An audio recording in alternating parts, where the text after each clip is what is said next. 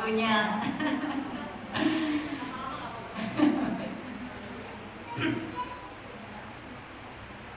A'udzubillahi minasyaitonirrajim. Bismillahirrahmanirrahim. Assalamualaikum warahmatullahi wabarakatuh. Waalaikumsalam warahmatullahi wabarakatuh. Astagfirullahaladzim, astagfirullahaladzim, astagfirullahaladzim, wa atubu ilaih. Asyhadu an la ilaha illallah wa asyhadu anna Muhammadan abduhu wa rasuluh la nabiyya ba'dah. Alhamdulillahi rabbil alamin wa bihi nasta'in wa ala umuri dunya waddin. Wassalatu wassalamu ala asrofil anbiya'i wa mursalin wa ala alihi wa sahbihi ajma'in. Amma ba'du. Bismillahirrahmanirrahim. Segala puji hanya bagi Allah Ta'ala. Segala kehendak adalah kehendak Allah Ta'ala. Semua kejadian terjadi atas izin Allah Ta'ala. Tidak ada daya dan kekuatan selain karena pertolongan Allah Ta'ala. Bumi Fira, Masya Allah, dalam sambutannya mengingatkan, begitu pula dengan Bumi Yeni, bahwa sesungguhnya orang-orang yang beriman diperintahkan oleh Allah Subhanahu wa Ta'ala untuk tolonglah agama Allah, maka Allah akan selalu menolongmu dan Allah akan menguatkan kedudukanmu, akan meneguhkan kedudukanmu. Surah Muhammad ayat yang ke-7. Jadi untuk mendapatkan pertolongan Allah, kita diperintahkan untuk menolong agama Allah. Dengan itulah Allah akan menguatkan, meneguhkan kedudukan kita. Allah akan menguatkan iman kita. Allah akan menguatkan ketauhidan kita. Allah akan menguatkan sabar kita. Allah akan menguatkan keridhaan kita. Allah akan menguatkan akal kita. Allah akan menguatkan tubuh kita. Allah akan menguatkan kedudukan kita. Caranya adalah dengan senantiasa menolong agama Allah. Tidak ada daya dan kekuatan kecuali dengan pertolongan Allah. Maka daya dan kekuatan itu akan kita dapatkan biiznillah daripada Allah Ta'ala jika kita juga terus menerus berusaha menolong agama Allah. Menolong agama Allah tentu meliputi segala keadaan di dunia ini. Dari ketika kita belum ditakdirkan oleh Allah Ta'ala membentuk keluarga, kita adalah hamba Allah yang berperan untuk terus menolong agama Allah. Ketika kita dipertemukan Allah dengan pasangan kita, diikatkan dengan ikatan yang begitu kokoh, mitsaqan ghalizan, maka rumah tangga kita adalah jalan kita untuk menolong agama Allah. Allah kumpulkan kita sebagai umat Islam bersaudara, diikatkan dengan asyhadu alla ilaha illallah wa asyhadu anna Muhammadan abduhu wa rasuluh. Maka kita adalah keluarga. Kita adalah satu tubuh, yang mana jika ada yang sakit maka yang lain akan merasakan. Bagaikan sebuah gedung, jika ada yang bagian yang rusak maka gedung itu akan berbahaya seluruhnya, bisa runtuh, bisa ambruk. Ya, Allah persatukan kita, Allah persaudarakan kita. Maka dalam persaudaraan itu kebersamaan kita adalah untuk menolong agama Allah, mensyiarkan agama Allah, menyampaikan agama Allah. Kuntum khairu umat yang terbaik. Allah menyebut kalian adalah umat yang terbaik di antara manusia. Karena apa? Pertama, menyeru kepada yang ma'ruf, yang kedua mencegah daripada kemungkaran, dan yang ketiga beriman kepada Allah. Maka kita masuk dalam bagian umat yang disebut oleh Allah Ta'ala sebagai umat yang terbaik di antara manusia.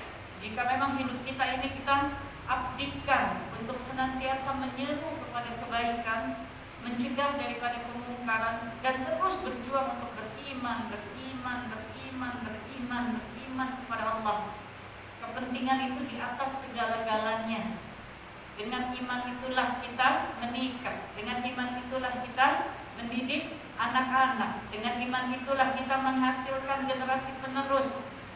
Ketika kita menikah, laki-laki perempuan ikatannya dengan Allah.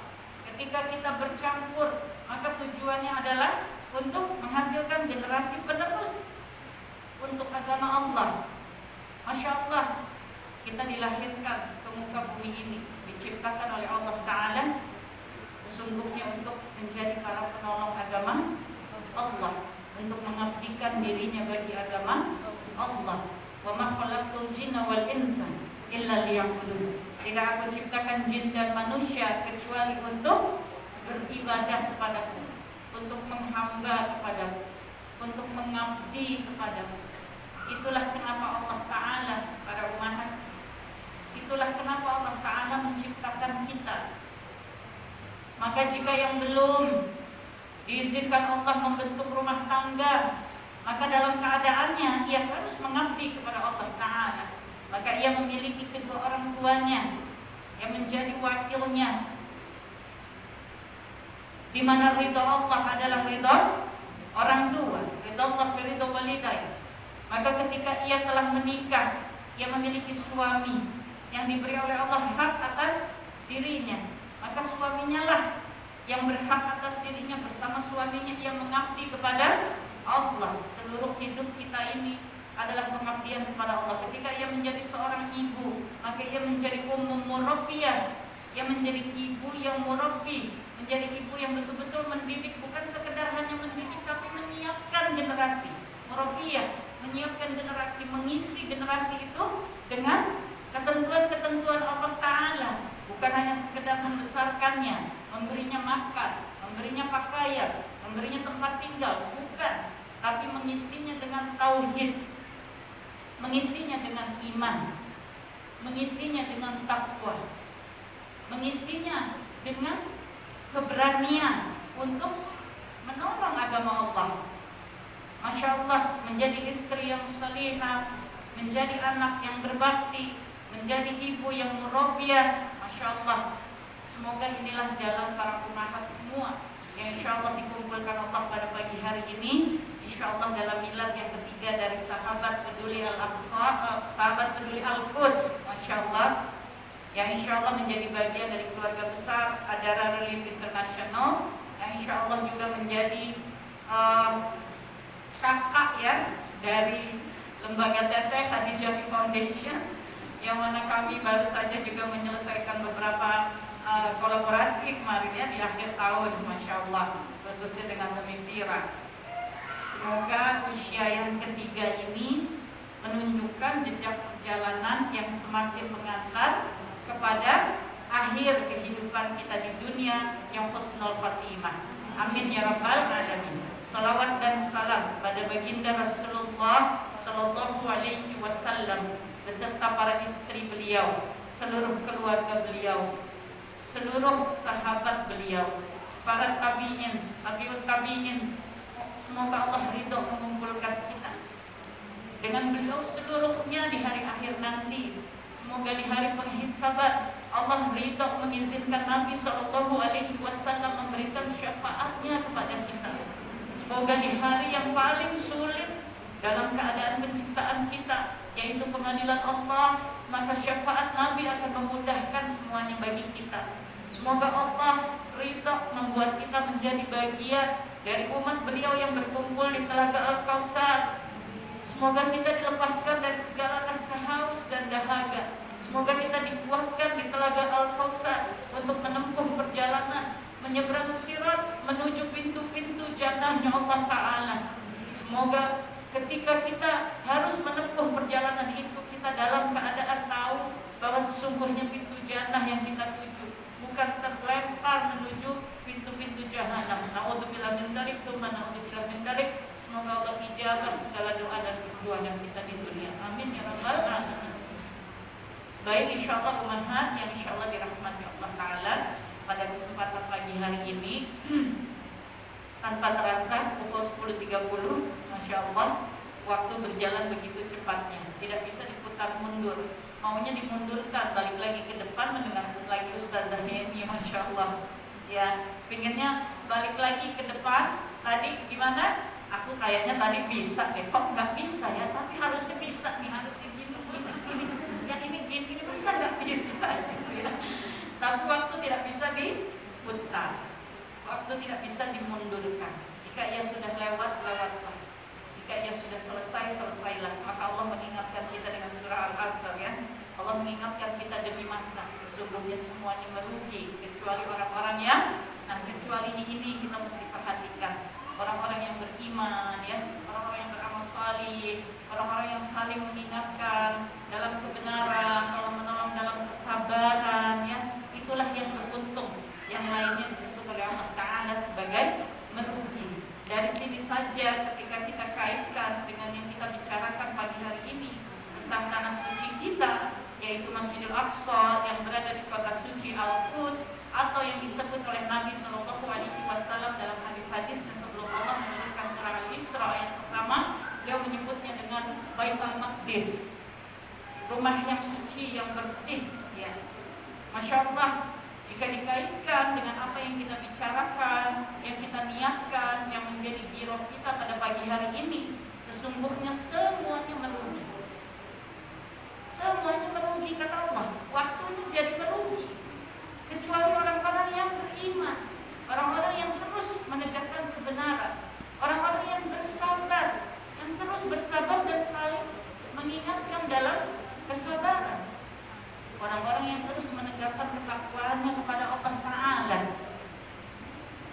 memperjuangkan tanah suci yang kepada Allah pujikan kepada hamba-hambanya dengan keadaan penjajahan, sungguh membutuhkan kesabaran, sungguh membutuhkan keikhlasan, sungguh membutuhkan keridhaan, dan sungguh membutuhkan segala pengorbanan yang bisa kita berikan kepada perjuangan menjaga tanah suci Allah Subhanahu wa Ta'ala. Dan jangan khawatir ketika kita merasa mengeluarkan harta, mengeluarkan pikiran, mengeluarkan daya upaya, memberikan waktu. Sesungguhnya ini yang disebut beruntung oleh Allah Ta'ala. Sesungguhnya inilah yang disebut bukan golongan yang merugi. Sebab orang-orang yang saling terus mengingatkan, nasihat-menasihati dalam kesabaran. Kesabaran itu pasti ada alasannya, pasti ada sesuatu yang membuat kita harus bersabar ya. Maka ketika kita bicara tentang Masjidil Aqsa, bicara tentang Al-Quds, bicara tentang Baitul Maqdis, bicara tentang negeri Palestina, sudah jelas kesabaran amat sangat dibutuhkan dalam merunuti hari demi hari, waktu demi waktu, perjalanan demi perjalanan, kejadian demi kejadian. Di sana naik turunnya perasaan, ya. Di sana ada kepedihan, di sana ada air mata. Kita yang jauh saja mengalami pergulatan emosi tersebut, apalagi saudara-saudara kita yang di garis depan, apalagi mereka yang melakukan ribat, ya, betul-betul bertahan di garis depan, betul-betul menjadi para penjaga di garis depan. Dan itu sesungguhnya adalah ajaran Islam. Dan jika kita menyatakan kita Islam, yaitu orang yang menyerah kepada Allah, maka Allah itu memiliki tanah sucinya. Dan tanah suci Allah Ta'ala salah satu dari 3 tanah suci Allah Ta'ala diujikan kepada kita dengan penjajahan, sehingga tidak ada lagi bagi kita sebuah alasan untuk mengatakan itu bukan urusan kita. Tidak ada lagi alasan bagi kita untuk berhenti membicarakannya. Tidak ada lagi alasan bagi kita untuk tidak mengerti, tidak paham. Kalau kita ada dalam keadaan tidak mengerti, tidak paham, maka kita yang bergerak untuk belajar, untuk bertolabul ilmi, untuk memahamkan diri kita. Jika kita merasa kita belum berbuat apa-apa, kita yang harus mencari tahu apa ini yang harus aku lakukan, bagaimana ya caranya. Jika kita belum merasa ada dalam perjalanan pembebasan Baitul Maqdis sebagai tanah suci Allah yang kadang Allah dipujikan kepada kita, artinya kita belum menjawab ujian itu. Kalau soal ujian belum dijawab, ada potensi lulus apa enggak? Ya enggak, orang soalnya aja tidak dijawab kok ya Ustazah. Dan kalau kita dikasih soal ujian, kemudian kita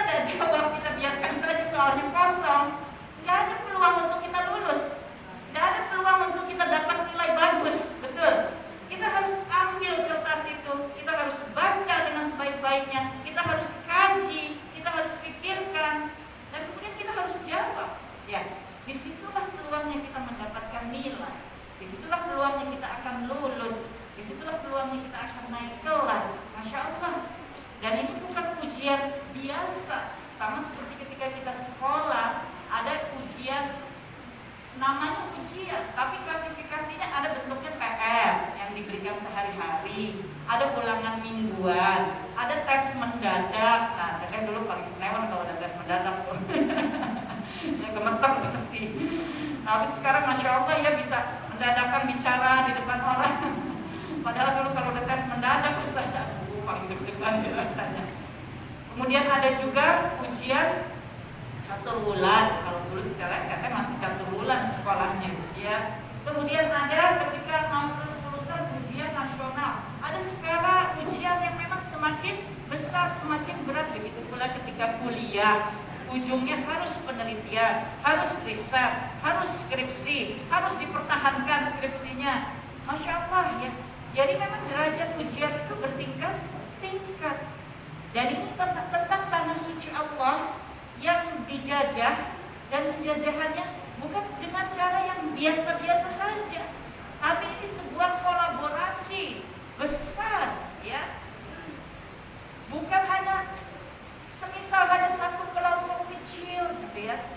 Ini sebuah kolaborasi, kolusi besar-besaran, ya, konspirasi besar-besaran yang tentu memiliki begitu banyak tujuan-tujuan yang bukan sekedar menguasai tanah yang hanya sebegitu, bukan. Kalau kita lihat peta dunia dan kita menuju Middle East atau Timur Tengah, kita akan melihat wilayah itu letaknya kecil dibanding dengan Saudi Arabia yang tanahnya luas, ya, dibanding dengan wilayah atasnya ke arah Turki dan seterusnya.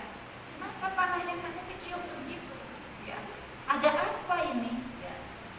Ada apa? Jangan lupa, ini adalah sebuah perjuangan besar. Karena bukan hanya tentang tanah tersebut, tapi ini tentang perjuangan umat Islam. Dan ini tentang perjuangan, tentang konspirasi, tentang sebuah kolusi, kolaborasi besar-besaran yang bukan menuju tanah yang kecil itu, tapi umat Islam. Bayangkan, kalau soal ujian barangkali zaman kita sekolah ini jatuhnya ujian nasional, ya. Bukan, ya. Kalau di kuliah ini udah skripsi, ya Ustazah. Kalau di S2 ini udah tesis, udah paling besarnya, udah paling ujungnya, gitu. Bayangkan kita mengambil sekolah master, kemudian ujungnya, aku kayaknya nggak ambil deh tesisnya. Selesai nggak sekolahnya? Nggak selesai perjuangan kita sebegitu lama. Maka ujian ini mesti kita ambil. Mesti kita ambil, Masya Allah. Karena begitu ujian tesis itu kita ambil dan kita laksanakan dengan sebaik-baiknya, potensi lulus itu besar. Dan ketika kita lulus, maka kita menjadi seorang master. Masya Allah ya. Maka ujian yang besar mesti kita ambil. Mesti kita ambil. Apalagi pada surah Kahfi ayat ke-7 Allah Ta'ala sudah menjelaskan bahwa sesungguhnya ketika kita berada di dunia, maka dunia ini, segala yang ada di dunia ini, itulah ujian bagi kita. Itulah ujian. Darul balak dunia ini, tempatnya ujian. Maka ujian demi ujian, ujian demi ujian ini kita mesti ambil. Kita datang ke majelis ilmu, kita datang ke miladnya SPK. Kita tahu, Masya Allah, segala niat itu harus diarahkan kepada Allah Ta'ala. Semua niat paling awal lillahi ta'ala. Semua niat kemudian adalah mengikut kepada sunnah Nabi Muhammad Sallallahu Alaihi Wasallam. Semua niat kemudian ketika berkumpul kita harus niatkan ini ukhuwah Islamiyah. Ketika kita duduk mendengarkan ilmu kita harus meniatkan thalabul ilmi. Tapi bukan berarti kemudian kita aman, padahal kita sudah paham. Bisa jadi kemudian lihat, iya aku belum pernah loh lihat Teh Khadijah. Itu kan yang dulu pusing gitu ya. Aku tuh cuma sekedar dengar aja, kayak gimana sih sekarang? Buruan berangkat yuk sana yuk gitu.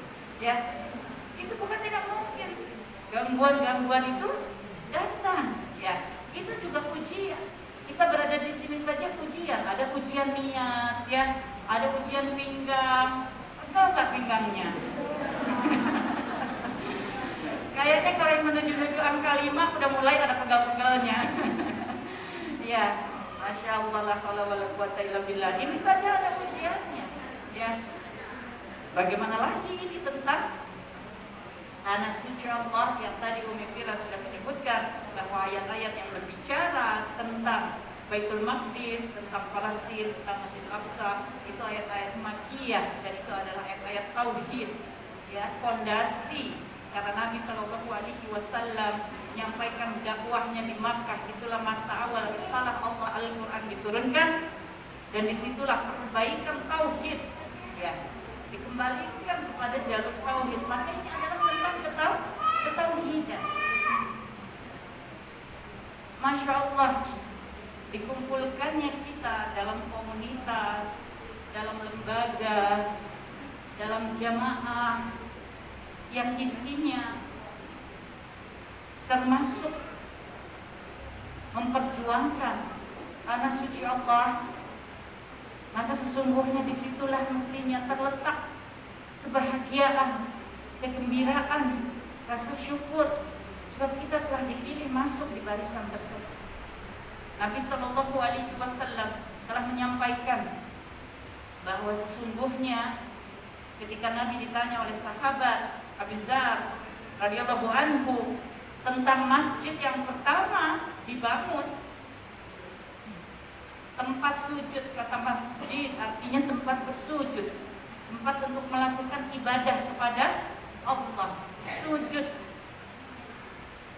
Nabi mengatakan bahwa seluruh bumi ini adalah tempatmu bersujud kepada Allah. Tetapi tempat yang berupa tempat yang kemudian dibangunkan pertama kalinya itulah Masjidil Haram, tempat bersujud pertama yang dalam sejarahnya ketika kita merunuti, maka itulah kubah batu, ya, di Masjidil Haram, tempat untuk bersujud. Lalu kemudian beliau bertanya, lalu setelahnya ya Nabi, setelahnya itulah Masjidil Aqsa. Berapa lama jarak waktunya antara didirikannya tempat sujud di Masjidil Haram dengan di Masjidil Aqsa? Nabi mengatakan 40 tahun. Alim ulama kita menyampaikan kajian tentang hadis ini. Sebagian besar ulama kita telah menyebutkan bahwa dipahami tempat ini telah diadakan sejak manusia pertama yang pada Al-Baqarah ayat 30 Allah telah menyebut dijadikan khalifah di dunia. Penciptaan Nabi Adam alaihissalam yang kemudian dikirim ke dunia, ke bumi. Maka Masjidil Haram, Masjidil Aqsa telah ada sejak masa Nabi Adam alaihissalam. Artinya bagi kita umat Islam, masjid-masjid ini adalah tempat sujud paling awal yang pernah ada dalam sejarah kehidupan, peradaban, bahkan penciptaan manusia. Inilah masjid pertama kita, masjid kedua kita, Masjidil Haram dan Masjidil Aqsa. Nabi Shallallahu Alaihi Wasallam telah menyebutkan bahwa sesungguhnya janganlah engkau memaksakan diri dalam safar ibadahmu kecuali kepada 3 tempat. Yang pertama Masjidil Haram, yang kedua kata Nabi masjidku, yaitu Masjid Nabawi di Madinah, yang ketiga Masjidil Aqsa di mana? Di Palestina. Masya Allah, Nabi Shallallahu Alaihi Wasallam telah menyampaikan dalam hadisnya bahwa sesungguhnya setiap kalian akan berakhir di tanah Baitul Maqdis, sebab tanah itu adalah bagian dari pada mahsyar, tempat di mana pada hari itu kita akan menghadapi pengadilan Allah. Dari itu adalah tanah Baitul Maqdis. Nabi Shallallahu Alaihi Wasallam telah menyampaikan bahwa sesungguhnya kebangkitan dari peradaban Islam di muka bumi ini adalah suatu keniscayaan. Sejak masa Nabi Shallallahu Alaihi Wasallam sampai dengan masa Daulah Islam yang Turki Utsmaniyah, terus perkembangan Islam sebagai daulah Islam yang diimplementasikan dalam segala sektor kehidupan, politik, ekonomi, pergaulan, rumah tangga dan seluruhnya, itu terus melesat. Dan 100 tahun terakhir ini Allah sedang menguji umat Islam. 100 tahun saat kita sekarang berada dalam kondisi terjajah dimanapun, tertindas dimanapun. Saat dunia hari ini dikelola, dijalankan, diatur oleh kaum yang tidak bersandar kepada Quran dan hadis, tidak bersandar kepada Allah, tapi bersandar kepada akal, logika, kepintaran, teknologi, yang mana itu adalah ajaran Islam, bahwa umat Islam itu adalah kuntum khairul ummah, tetapi yang menjadi pegangan, sandaran, tuntunan itu adalah Quran dan hadis. Itulah yang membedakan kita. 100 tahun kita diuji, dan dalam 100 tahun ujian ini, di antara soal ujian yang terberat tadi, ya, penjajahan kepada Masjidil Aqsa. Tahun-tahun belakangan ini kita juga menyaksikan bagaimana konsep modernisasi yang dianut oleh masyarakat Barat kemudian sedang diaplikasikan dalam segala bidangnya di negeri Saudi Arabia. Dan di sanalah terletak Masjidil Haram dan Masjid Nabawi. Kita kira apakah yang mereka lakukan cukup kepada Masjidil Aqsa? Tidak. Jadi kita harus apa teh? Mesti apa kita teh? Kita adalah rahim peradaban, para ummahat yang dititipkan oleh Allah satu alamnya, yaitu alam rahim, tempat di mana Allah memperkembangbiakan manusia. Allah mengirimkan malaikatnya untuk meniupkan roh itu di alam rahim. Maka yang kita kerjakan adalah jagalah kehormatan, jagalah izzah sebagai muslimah, sebagai wanita, sebagai hamba Allah. Menjaga rahim bukan artinya menjaga organ, tapi menjaga hakikat kebersihannya, bukan sekedar dicuci, ya, disabuni badannya, ya, bukan. Tetapi tazkiyatun nafsnya, halal haramnya, syariat. Kita bicara tentang syariat. Jaga. Mengapa?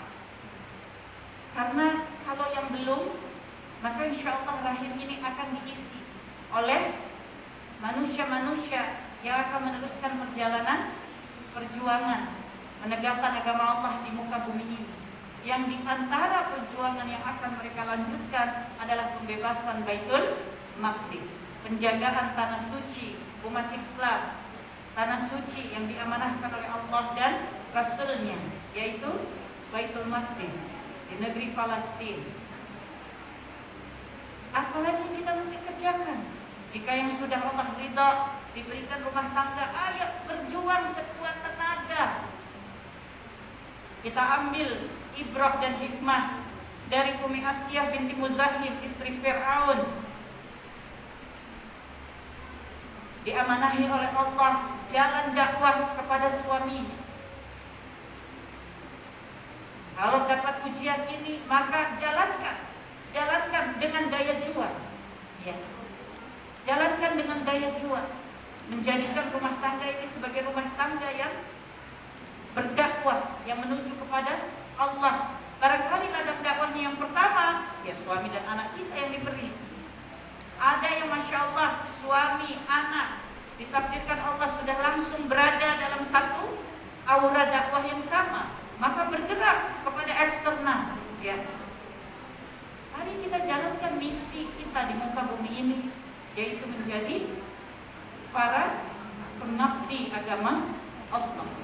Insya Allah dengan demikian Allah senantiasa menolong kita, Allah senantiasa menguatkan kedudukan kita.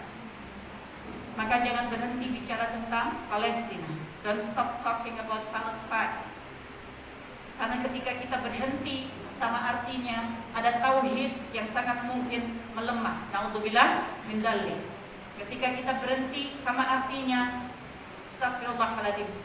Jangan sampai kita tidak lagi bisa masuk dalam barisan kuntum khairul ummah, yaitu umat terbaik yang Allah adakan di antara manusia. Karena ketika kita berhenti berbicara tentangnya, artinya astagfirullahaladzim, kita tidak lagi menjalankan misi dakwah, kita tidak lagi bergerak untuk menolong agama Allah. Padahal mendapat pertolongan Allah dengan cara menolong agama Allah, mendapatkan kekuatan, hidayah, inayah, taufik. Allah katakan Allah kuatkan, Allah teguhkan kedudukan dengan apa? Dengan menolong agama Allah. Godaan dari luar, dari dalam akan selalu ada, akan selalu datang kepada kita, membuat kita merasa lelah, membuat kita merasa aduh banyak urusan yang lain-lain, yang ini mah urusan jauh-jauh banget. Kok kenapa aduh saya jadi ngurusin yang jauh-jauh, yang dekat aja belum keurus. Ya, padahal menjadi kuntum khairul ummah, menjadi ummah yang terbaik, itu berdaya juang untuk mengurusi apa yang menjadi keperluan agama Allah. Kalau Masjidil Aqsa kita anggap jauh, kenapa kita ingin umrah dan haji? Kenapa? Kan jauh.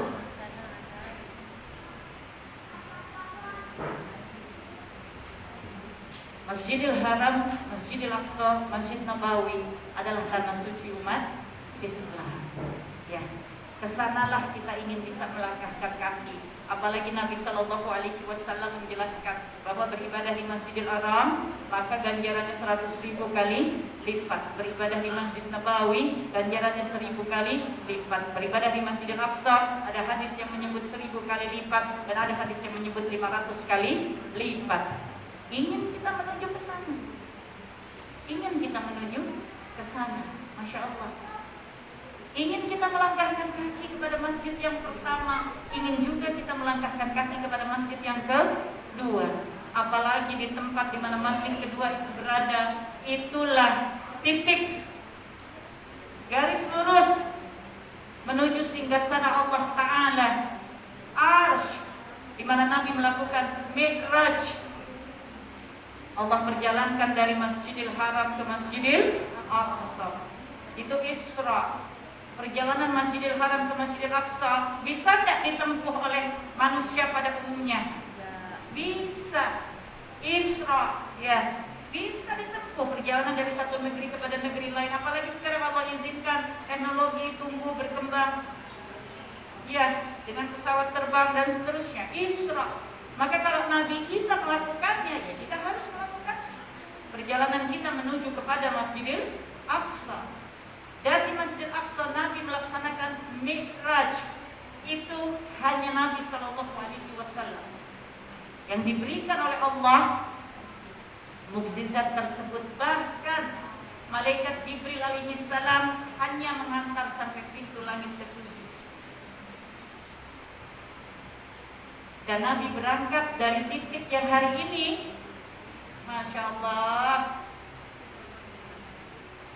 di bawah kubah inilah masih tersisa bukit batu tempat Nabi berdiri dan berdoa, dan kemudian diberangkatkan menuju singgasana Allah Ta'ala.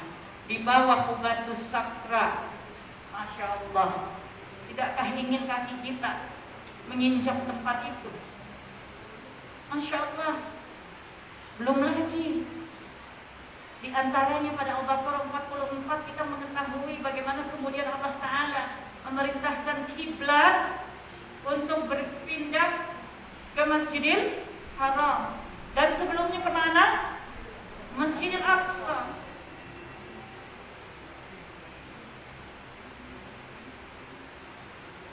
Kiblat pertama bagi umat Islam. artinya dilakukan dari masa ke masa. Nabi dan Rasul kita sebelumnya semuanya bersujud kepada Allah. Oleh itu sebabnya ada masjid, tempat bersujud. Maka inilah kiblat pertama bagi umat Islam, bagi hamba-hamba Allah yang bertauhid, yang menjalankan risalah ketauhidan kepada Allah Ta'ala. Apakah kita akan berhenti menyampaikan, mendakwahkan, membicarakan, bahkan bekerja, bergerak di dalam barisan yang menuju kepada hari yang dijanjikan oleh Allah Ta'ala, di mana Allah menyebut dalam pembukaan surah Al-Isra, di mana Nabi menyebut dalam hadisnya bahwa sesungguhnya hari yang dinantikan itu akan tiba, di mana kebangkitan peradaban Islam akan berpusat di bumi Syam, dan pusat dari pemerintahan Islam bumi Syam itu akan berada di Baitul Maqdis. Mari kita ajak diri kita, para ummahat, menyiapkan generasi penerus. Karena anak-anak kita hari ini akan memiliki anak, yaitu cucu kita. Cucu kita akan memiliki anak, yaitu cicit kita. Kita belum tahu, wallahu a'lam bishawab, di generasi yang mana. Di generasi yang mana sunatullah ini akan terjadi. Tapi sebab kita hamba Allah, wa ma khalaqtul jinna wal insa illa liya'budun, maka sudah semestinya dan hakikatnya bagi kita menyiapkan terus perjuangan Islam yang di dalamnya terdapat perjuangan pembebasan Baitul Maqdis. Jika peradaban Islam di akhir zaman akan berpusat di bumi Syam dan pemerintahan Islam bumi Syam akan terpusat di Baitul Maqdis, maka hari itu Masjidil Aqsa sudah terbebas dari penjajahan. Insya Allah. Allahu Akbar.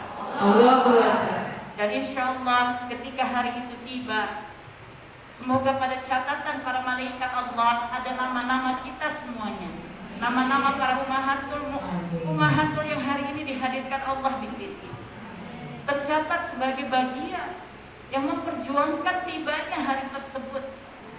Karena kita tidak melepaskan anak-anak kita dalam ketidakpahamannya, dalam ketidakmengertiannya. Karena kita tidak mundur ketika orang-orang mengatakan, ngapain sih kamu ngurusin yang jauh-jauh, yang dekat juga mesti diurus kok gitu. Ya, karena kita tidak menyerah ketika kita menyampaikan dan orang kemudian hanya melengos saja. Karena kita tidak resah, kita tidak gelisah ketika kita berusaha untuk mengumpulkan bantuan, ya. Dan kemudian bantuan itu naik turun. Kesabaran mereka yang di garis depan harus menjadi semangat kesabaran kita. Mereka yang di garis depan dibombardir, ditembaki, ditahan tanpa proses peradilan apapun. Kemarin kita baru saja mengingat keadaan seorang anak laki-laki, Ahmad Manasrah, yang ketika usianya 13 tahun bersama sepupunya Hasan, ketika mereka berlari-lari di sebuah jalan yang memang dalam lokasi jajahan Zionis, kemudian mereka ditembaki. Hasan meninggal dunia. Ahmad Manasrah dalam keadaan terluka, kakinya tertekuk, kepalanya berdarah, dipukuli, dihajar dan dikata-katai, mati saja kamu, mati saja kamu. Dan kemudian ditahan, dituduh bahwa mereka memasuki wilayah tersebut, dianggap akan mendatangkan bahaya. Kemudian ditahan, sudah menjalani proses peradilan hampir 10 tahun. Dan video-video cuplikan yang disebarkan oleh Zionis ketika melakukan interogasi kepada Ahmad Manasrah dengan cara yang keji, ditaruh di sel-sel yang sendiri dalam keadaan gelap tertutup. Ini kita bicara anak laki-laki 13 tahun, tanpa kita melupakan beberapa tahun yang lalu balita usia 3,5 tahun ditangkap, dibawa betul-betul ke pusat penahanan Zionis. Kenapa? Karena menyasar keluarganya yang menjadi bagian dari pergerakan pembebasan Palestina. Bagi mereka 3 tahun, 4 tahun, 5 tahun, semuanya mereka anggap sebagai lawan-lawan, mereka anggap sebagai bahaya. Tapi memang kita menyaksikan bagaimana para ummahat di negeri Palestina mendidik anak-anaknya. Karena bahkan anak-anak usia 3, 4, dan 5 tahun ketika terjadi agresi, ketika tentara Zionis datang, mereka ikut berada di garis depan membawa batu-batu untuk melempar tentara penjajah. Ini hasil didikan keluarganya, orang tuanya. Mengapa? Karena kita belum tahu berapa lama perjuangan ini harus diteruskan. Sehingga sejak dini anak-anak mereka harus ditempa, diisi dengan keberanian untuk melanjutkan perjuangan. Nah, kesabaran itu harus menjadi semangat bagi kita, saudara-saudaranya, dalam keadaan dunia yang seperti apa. Karena di hadapan Allah hak dan batil tidak akan pernah tertukar. Tidak akan pernah tertukar. Sampai kapanpun para penjajah kaum Zionis tidak akan pernah memiliki satu kehidupan yang tentram, aman, damai, tidak ada perlawanan, tidak akan pernah. Tidak akan pernah. Karena yang mereka lakukan adalah kebatilan. Tadi Umi Yeni bicara bahwa inilah ketauhidan kita. Tapi hari ini kita bergerak bersama dengan modal ketauhidan kita. Mari kita bicara, membuka mata, hati, pikiran, dunia lewat jalur kemanusiaan, bahwa sesungguhnya yang terjadi di sana adalah kejahatan kemanusiaan yang luar biasa. Dengan modal ketauhidan kita menyampaikan kepada dunia secara global untuk terus melakukan pergerakan, menolak segala bentuk penjajahan. Bagi kita itulah ketauhidan. Bagi kita itulah ajaran Islam. Dan ini kita sampaikan karena Islam rahmatan lil alamin, rahmat bagi seluruh alam. Mari kita sampaikan pada seluruh alam. Insya Allah yang tergabung dalam komunitas SPK, para ummahat, para akhwat, para muslimah, insya Allah merasa di dalam hatinya sebagai para pilihan Allah. Dan jika rasa itu terus kita pelihara, maka kita sungguh tidak ingin kehilangan pilihan itu. Kita tidak ingin Allah tidak memilih kita lagi. Kita ingin Allah terus memilih kita berada di jalan ini. Sebab kita tidak pernah tahu dengan amalan yang mana Allah akan memasukkan kita kepada surganya. Tetapi kita tahu dengan pasti bahwa Masjidil Aqsa adalah tanah suci Allah Ta'ala, yang hari ini diujikan kepada hamba-hambanya dalam kondisi penjajahan yang luar biasa. Dan di sana terdapat saudara-saudara muslim kita di garis depan yang bahu-membahu dengan yang lain. Ada sekian persen non-muslim di sana yang hidup juga di tanah Palestina, yang sama-sama melawan penjajahan ini. Termasuk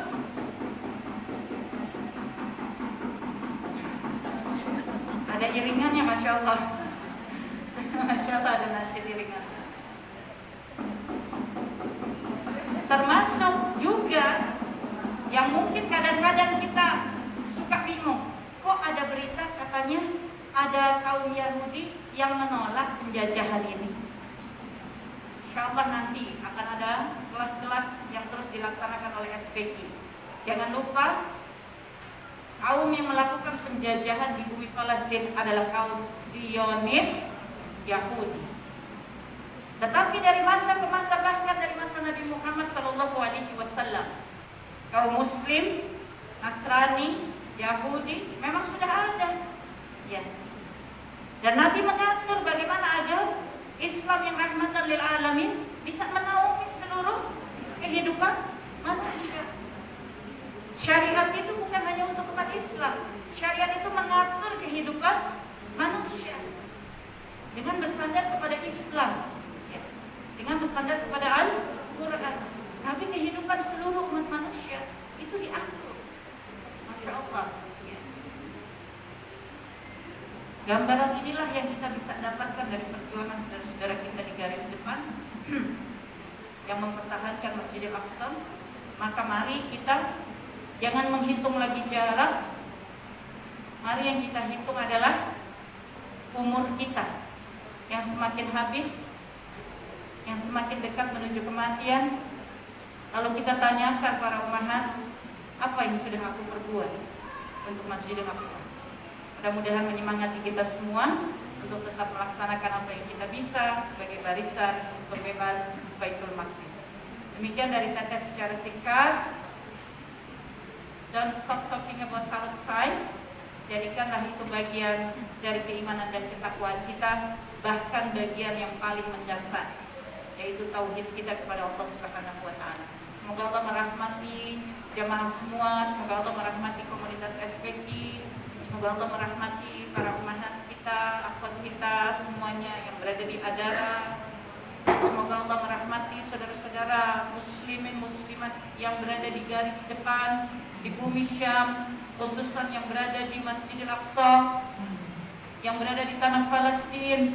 Semoga Allah merahmati, semoga Allah mengampuni, semoga Allah menjaga, semoga Allah memenangkan perjuangan ini dengan menempatkan kita di surganya Allah Ta'ala dan menjadikan kehidupan dunia ini kehidupan yang lebih baik dengan tegaknya syariat di muka bumi ini. Amin ya rabbal alamin. Wallahu a'lam bishawab. Maaf lahir dan batin. Jazakumullahu khairan katsir. Wassalamualaikum warahmatullahi wabarakatuh. Waalaikumsalam.